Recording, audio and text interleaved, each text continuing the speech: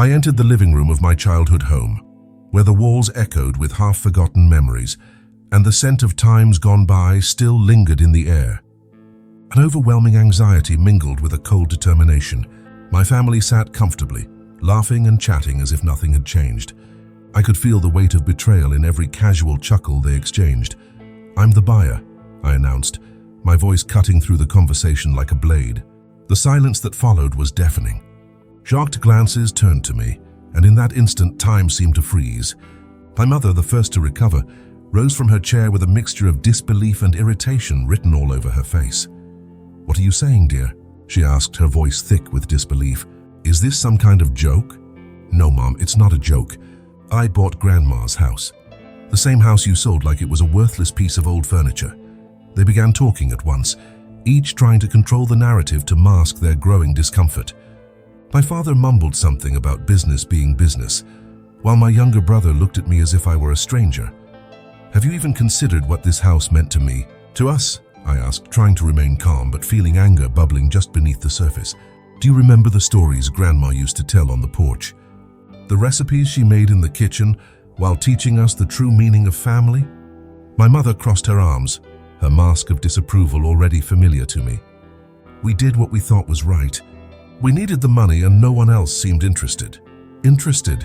I was away working, and you sold the house without even consulting me, as if Grandma's memories and legacy were cheap commodities." My grandfather, who had remained silent until then, finally spoke, his voice fragile but firm. "Your grandmother wanted the house to stay in the family. She always said this place was more than bricks and mortar. It was the heart of all of us."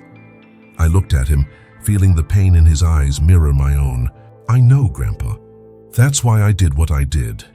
My family fell silent, the weight of my words finally sinking in. The air was thick with tension and a silent understanding.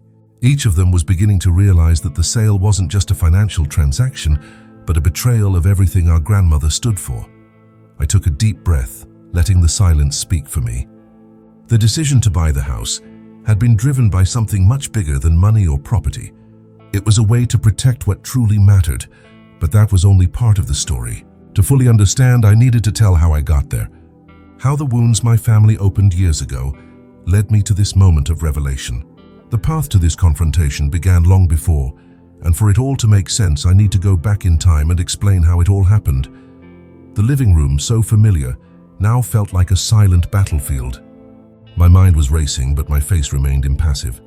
The shock on my family's faces mirrored what I had felt upon discovering, weeks earlier and miles away, that my childhood home was for sale. The irony of me being the buyer didn't seem lost on them. "You sold Grandma's house," I repeated, my voice cutting through the tense atmosphere like a sharp scalpel. I wanted every word to be a reminder of what was truly at stake. "The same house you sold as if it had no value." My mother, ever the matriarch, tried to maintain control of the situation, her face a mask of disapproval and disdain. "We didn't know you were interested." "How could we? You were away too busy to care." "It's not about interest, Mom, it's about respect. Respect for the memories, for the stories this house holds, for Grandma's wish that this place remain in the family." My father, whose authority was rarely questioned, looked small in his chair. "We needed the money. Everyone did, and no one else seemed to care. Money can't buy the past, Dad, and it definitely can't buy respect." I felt anger boil inside me, remembering all the times I'd felt invisible in their presence. Did you even stop to think about what that meant? What you were really selling?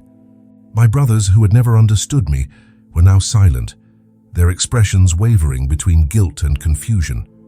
They had always gone with the flow, never questioning our parents' decisions. But now, faced with the reality that I was the buyer, they were speechless. Then my grandfather, whose voice rarely rose above a whisper, spoke again. "She wanted the house to stay with us. She always said this was where family truly began and ended. It's always been this way, Grandpa. And that's why I bought the house. Not for me, but for what it represents." My voice trembled, but not from weakness, from emotion. "You sold the house, but I bought back what matters. The memories, the history, the legacy." Silence fell over the room, heavy and charged with meaning. Each of them was processing what my words meant, both for the past and the future. I could feel the shift in the air, as if the truth had finally been illuminated. At that moment, I knew it was time to explain. They needed to understand why I'd reached this point. They needed to know how the wounds left open in childhood had been stitched together over the years, leading to this inevitable confrontation. To do that, I needed to go back in time and tell them how it all really began. In that moment, as the weight of silence filled the room, my mind was transported to a time that seemed lost in the mists of memory. A day that, though distant, still pulsed with a painful clarity. I was about 15 years old, and our house was full of relatives for one of the annual family gatherings my mother so loved to organize. The living room, unlike now, was a whirlwind of voices and laughter. Cousins ran around trying to escape uncles pretending to be monsters, while my grandmother watched with a tender gaze. I stood by the window watching the scene, absorbing every detail, but always on the sidelines. As was my custom, my mother, always the perfect hostess, walked past me, her floral fragrance wafting through the air. She was radiant that afternoon, chatting and laughing, her smile a mask she wore masterfully. I knew she enjoyed showing off her family, but there was something more to that gathering, an underlying tension I couldn't yet identify. It was during dinner that the wound was opened, a moment that would be etched in my memory like an indelible scar. Around the table, conversation flowed, and my father, with evident pride, began to talk about the accomplishments of other people's children. Hospitals, law firms, booming companies. He seemed fascinated by the stories, while I cringed in my seat anticipating what would come next. And then, as if following a rehearsed script, my mother turned to me. "And what do you intend to do, my dear? Haven't you decided on a career yet?" Her voice was sweet, but there was a hint of disdain that didn't go unnoticed. I hesitated, searching for the right words. At that time, my heart yearned for art, for creation, but the uncertainty about the future left me vulnerable. "I'm thinking of pursuing something related to writing, maybe journalism or literature." That's when the blow came. "Writing?" she repeated, her laughter echoing around the room like a bell of disapproval. "It doesn't pay the bills, you know. Maybe you should consider something more practical." The room fell silent, all eyes on me, awaiting my reaction. I could feel heat rising to my face, a mixture of shame and anger beginning to boil inside me. But my mother wasn't finished. "You don't want to end up dependent on others, do you? You need to think of something that can guarantee a future. Like your cousins." The blood pounded in my ears, drowning out the sound of the conversations that slowly resumed. I knew she meant no harm, or at least wanted to believe so, but her words cut deeper than any external criticism. There, in front of the entire family, I was reduced to an example of wasted potential. After dinner, I escaped to the garden, seeking the solitude that always welcomed me in times of grief. Sitting on the bench beneath the old tree my grandmother had planted, I let the tears fall, feeling small and insignificant. It was there that my grandfather found me, a man of few words but infinite wisdom. He sat beside me without saying a word, offering the silent presence I so desperately needed. "You're more than you think, kid," he said finally, his voice a whisper on the wind. "Your grandmother always believed in you, and so do I." Those words, though simple, were a balm for the pain. They planted a seed of resilience in me, a promise that one day I would prove them wrong. That success wasn't just about money, but about integrity and purpose. I returned to the present, the living room now a scene of silent desolation. My family was still reeling from the impact of my recent words, but I was ready to show that my grandmother's house, like my life, was more valuable than any material possession. I had found my path, and now it was time to move forward, honoring the legacy she had left. As the plane streaked across the sky, taking me on yet another business trip, the image of my grandmother's house danced in my mind like a stubborn memory. I sat by the window, watching the clouds drift by like fleeting dreams, and I couldn't shake the feeling that something was about to change. My work often took me far away, but I never imagined that distance would become such a crucial factor in my personal life. It was during one of those long nights in an anonymous hotel, while trying to distract myself with a book, that I received a message from a childhood friend, Lucas. He had always been my connection to the world back home, a direct line to the city's news and gossip. The message began as usual, with an update on the city. Events, people, insignificant happenings that somehow brought nostalgic comfort. But at the end, one line abruptly caught my attention. "I heard your grandmother's house is for sale." My stomach churned, as if the words had a life of their own, trying to escape the phone screen and hit me. My grandmother's house for sale. Disbelief quickly gave way to a torrent of emotions, anger, sadness, and a deep sense of betrayal. How could my family do this without even consulting me? Without giving me a chance to intervene? I took a deep breath, trying to calm the turmoil inside me. I needed answers, and I needed them fast. I picked up the phone and called Lucas, who answered after a few rings. "Lucas, is it true? Grandma's house is really for sale." The hesitation in his voice only confirmed my worst fears. "Yeah, man. I thought you knew. I saw the ad by chance, and it looks like they're in a rush to close the deal."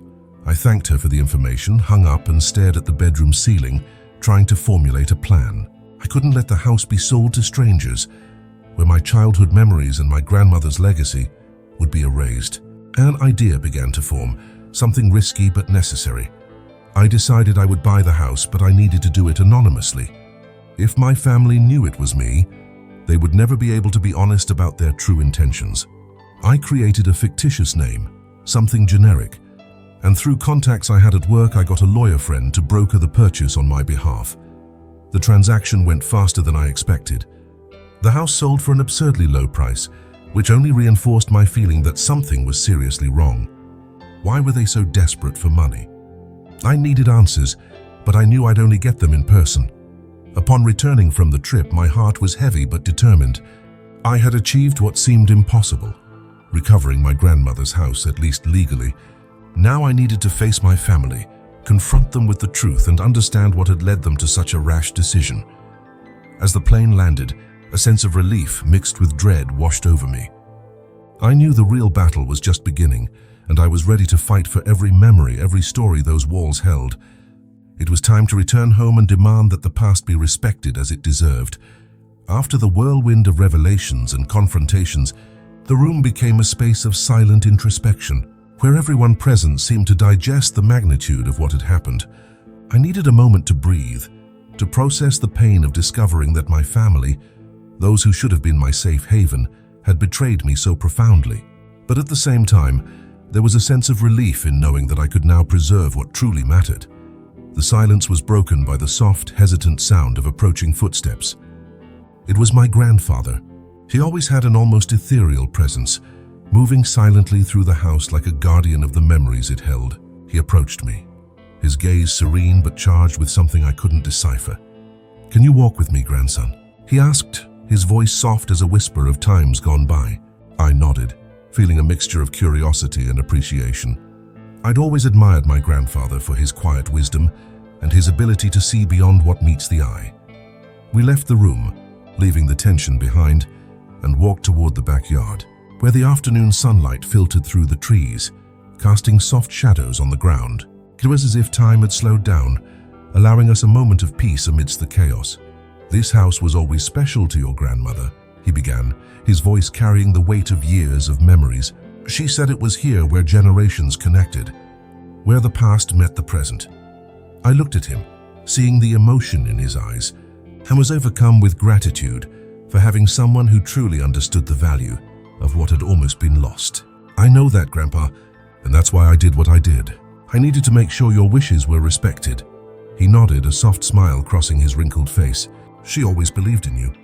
She said you had a pure heart, and that one day you would show everyone what you were capable of." His words were a balm to my wounded soul, a recognition I hadn't known I'd craved until that moment. My grandfather stopped near the tree my grandmother had planted, touching its trunk reverently.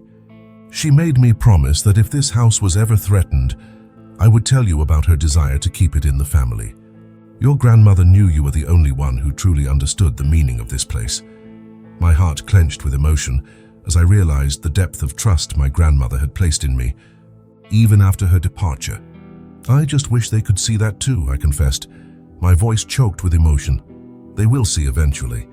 Maybe not now, but one day they will understand that some things are more important than money. And you, my grandson, are living proof of that."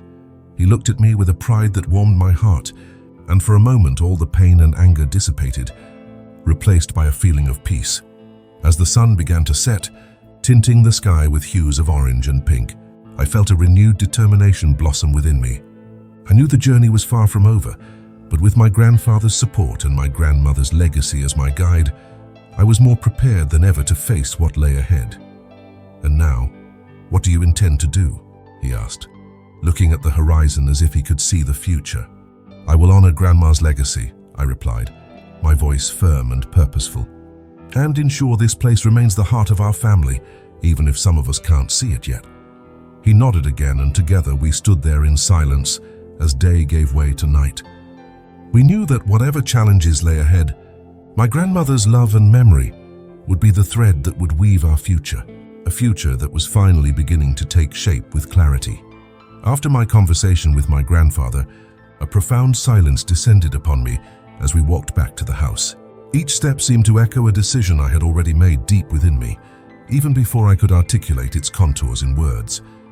The disillusionment with my family was rooted in a soil of hurt and betrayal that could no longer be ignored.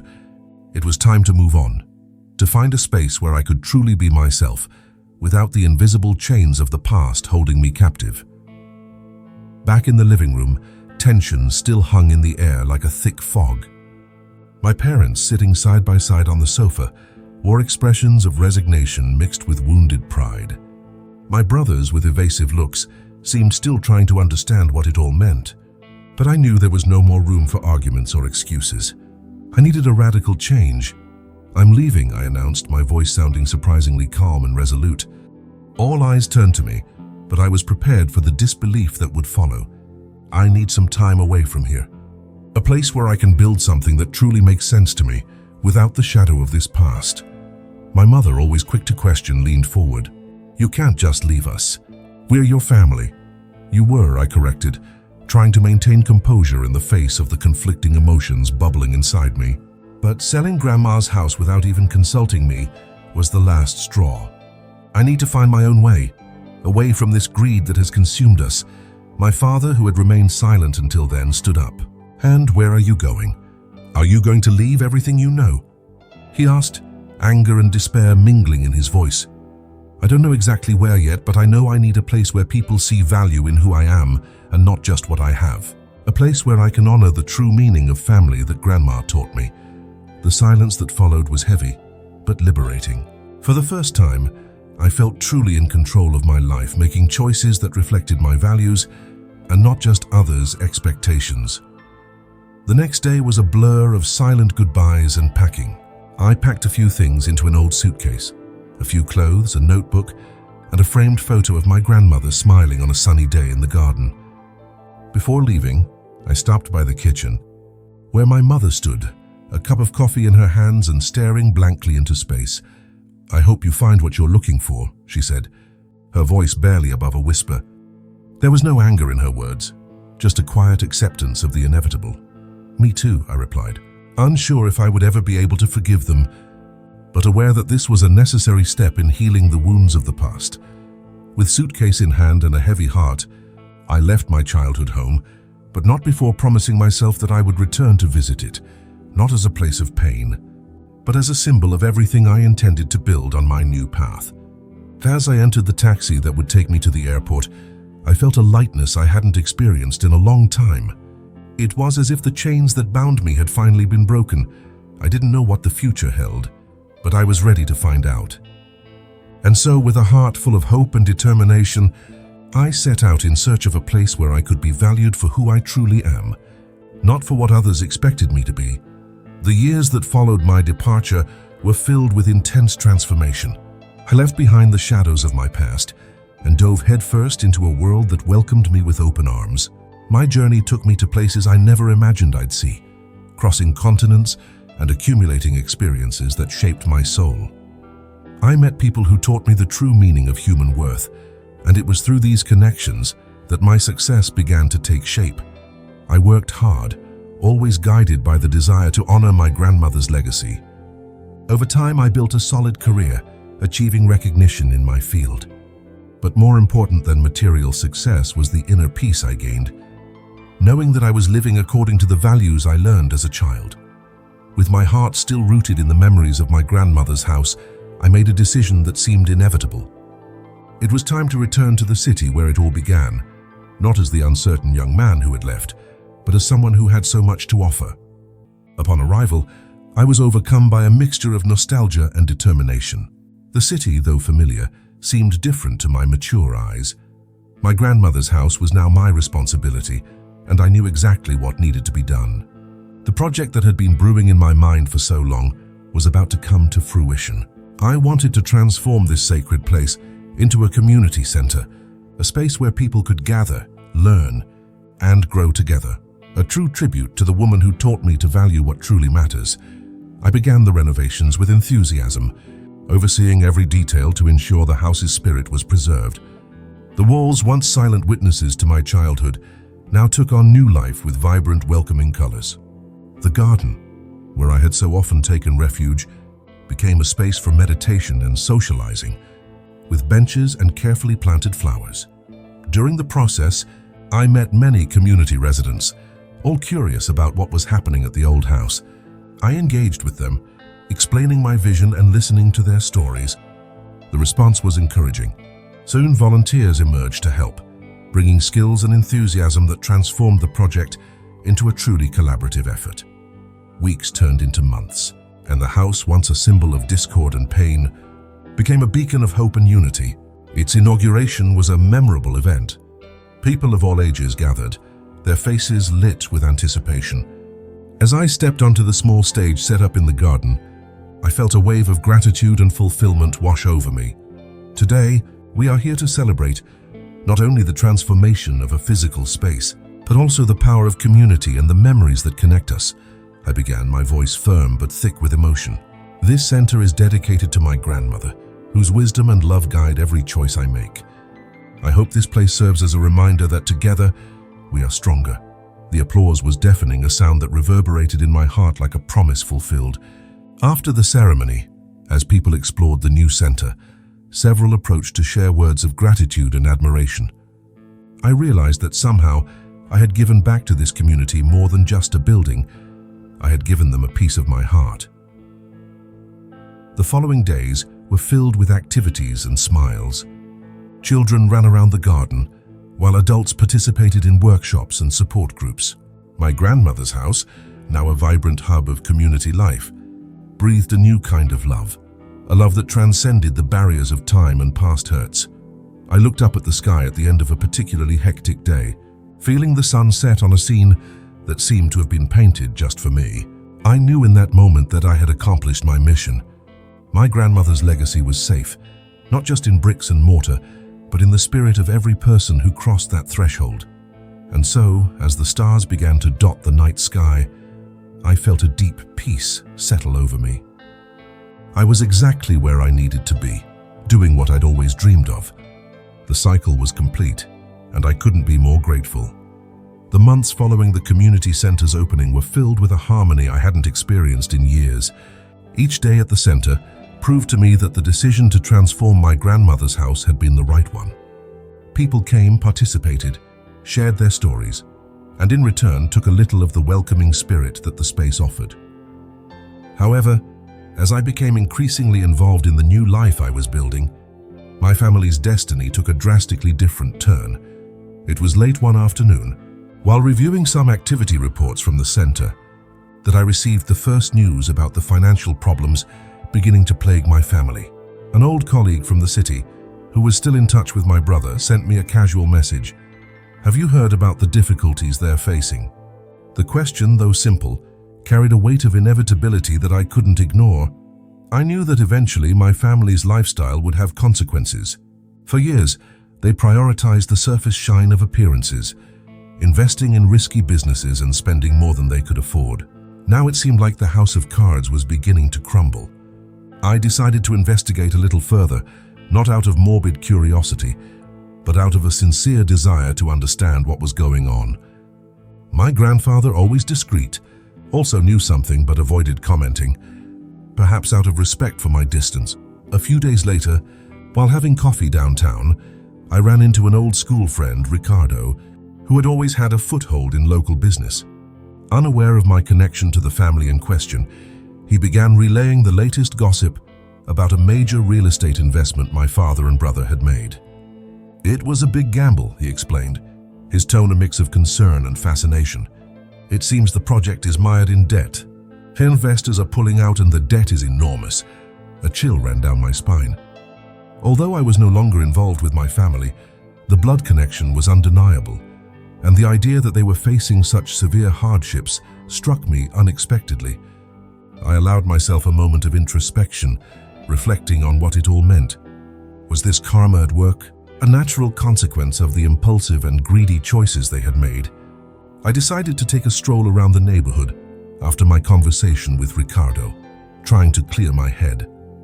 The familiar streets evoked memories of a simpler time, when life wasn't dictated by material gain.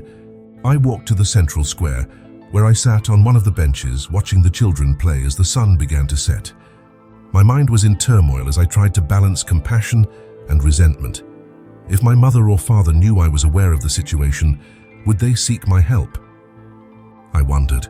Part of me wanted to reach out, but another, perhaps darker part, believed they needed to face the consequences of their choices on their own. It was a moral dilemma I hadn't expected to face so soon. After all, the idea of family, however distorted, still meant something to me. As dusk grew, the sky tinged with warm colors, I realized that the decision to help or not wasn't something I needed to make right then. Time, always the best counselor, would show me the way. For now, the important thing was to stay focused on the work I was doing and the people who, by choice, had become my true family. Life, as always, would continue to unfold in unexpected ways, and I was determined to face each challenge with the same resilience my grandmother had taught me to cultivate. Whatever my family's fate, I knew that ultimately each of us is responsible for writing our own story. And I had chosen to write mine with empathy, truth, and justice. It was an ordinary afternoon at the community center, the children's voices mingling with the distant sound of soft music, creating a heartwarming symphony. I was reviewing some activity proposals for the next month when my phone vibrated on the table, bringing me back to reality. It was a short text message, but charged with an urgency that couldn't be ignored. "We need to talk. Family matter. It's urgent." The message was from my older brother, someone I'd rarely contacted since I left. There was a formality to the words, an almost desperate plea that seemed to overflow the screen. My heart raced, flooded with a mixture of worry and reluctance. It wasn't hard to imagine what might have prompted this unexpected contact, especially after the recent news about their financial situation. I decided to respond with a curt, "Can we meet at the community center tomorrow at 2 p.m?" and went back to my duties, trying to stay focused on the day's activities. However, the anticipation of the inevitable meeting loomed over me like a shadow, following me until the end of the day. When the appointed time arrived, anxiety mixed with determination. I sat in one of the center's meeting rooms, the air thick with anticipation. A few minutes later, I heard footsteps in the hallway, followed by a hesitant knock on the door. My brother entered first, followed by our parents. The sight of them, so familiar yet so distant, provoked a wave of conflicting emotions. "Thank you for having us," my brother began, his voice softer than I remembered. There was a weariness in his eyes, a heaviness that seemed unutterable. I nodded, keeping my expression neutral. "Sure, but I'll get straight to the point. Why are you here?" My mother, who had always been the most articulate of the group, hesitated before speaking. "We're going through a difficult time. Some investments haven't worked out, and the debt is suffocating us." That admission, though expected, still surprised me. There was a vulnerability in his voice I'd never heard before. My father, who had remained silent until then, looked directly at me, his eyes pleading. "We need help, son. Not just financial, but emotional. We're lost." The silence that followed was almost palpable. I could feel the pressure of their expectations, the desperate hope that I could somehow be the solution to their self-inflicted problems. I took a deep breath, fighting the flood of feelings. Part of me wanted to reach out, wanted to believe this could be an opportunity for reconciliation. But another part, the one that bore the scars of years of misunderstandings and hurts, hesitated. "You know my life hasn't been easy either," I began, a tremor in my voice betraying the calm I'd been trying to maintain. "I've faced challenges you can't even imagine, and I found my way precisely because I learned not to depend on anyone but myself." My mother lowered her head, as if those words were the final blow. "We're sorry, we know we wronged you. But please, we don't want to lose everything. We don't know what else to do. I looked at each of them, trying to find a spark of sincerity, something that would justify the request. And for the first time, I saw people who were truly adrift, stripped of their masks of pride and arrogance. They were just human, imperfect, and scared. I can advise you, I finally offered, my voice softer. I can help you find your way out of this, but I can't just solve everything for you. It wouldn't be fair, and you know it. My brother nodded, relief mixed with understanding in his expression. That would be more than we expected. Thank you. In that moment, I realized that perhaps this was the first step toward healing, not just their finances, but the broken bonds. They would have to learn from their mistakes, but maybe, just maybe, we could begin to rebuild something new from the ashes of the past. And as they rose to leave, I felt that despite everything, there was a thin thread of hope stitching together what remained of our family history. The echo of their words still resonated in my mind as they walked away, their figures fading into the shadows of the community center. I stood there alone, enveloped in a thick silence that seemed to press against my skin. The decision I had made was not easy, but I knew deep down that it was the only one possible. The weight of responsibility and expectations was no longer my burden to bear. I walked slowly to the window, where the soft glow of dusk cast long shadows on the ground. The city outside seemed undisturbed, oblivious to the internal struggles unfolding within me. The wind whispered through the trees, bringing with it memories of times past, and with them, the serene image of my grandmother emerged in my mind. Her eyes had always held a quiet wisdom, a deep understanding of life that I now sought within myself. The decision to refuse financial assistance to my family was more than a matter of justice. It was an act of self-love.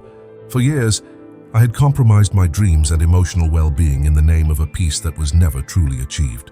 Now I understood that my life could not be defined by the expectations of others, but rather by the integrity and authenticity that my grandmother always taught me to cherish. The community center around me was a testament to that legacy, a tangible realization of values that transcended generations.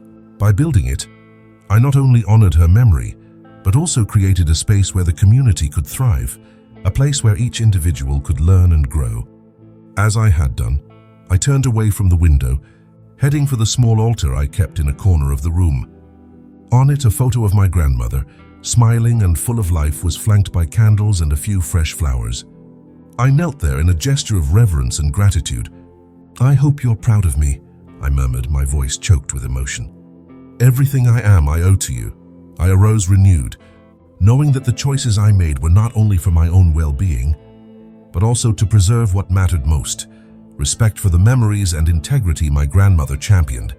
Every step I took, every decision I made, was a reflection of her teachings, and I was proud to follow that path. The community center was beginning to empty as night approached, and I felt a restful calm wash over me. The open window let in a cool breeze, caressing my face as a gentle reminder that I was not alone on this journey.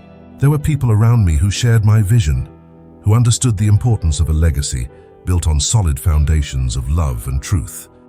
Before leaving, I turned off the lights in the building, plunging each room into a peaceful darkness that promised a new dawn. As I closed the door, I felt an unshakable certainty that I had made the right choice. My family, like any other, would have to weather its own storms and learn from the mistakes they made. I couldn't be everyone's savior, but I could be the architect of my own destiny. I left the community center that night with a light heart, knowing that by refusing to help my family financially, I was allowing each of us to find a new way of being, free from the shackles of the past. And as I walked the quiet streets back home, I felt that I was finally living the life my grandmother had always wanted for me, a life of authenticity, purpose, and above all, peace.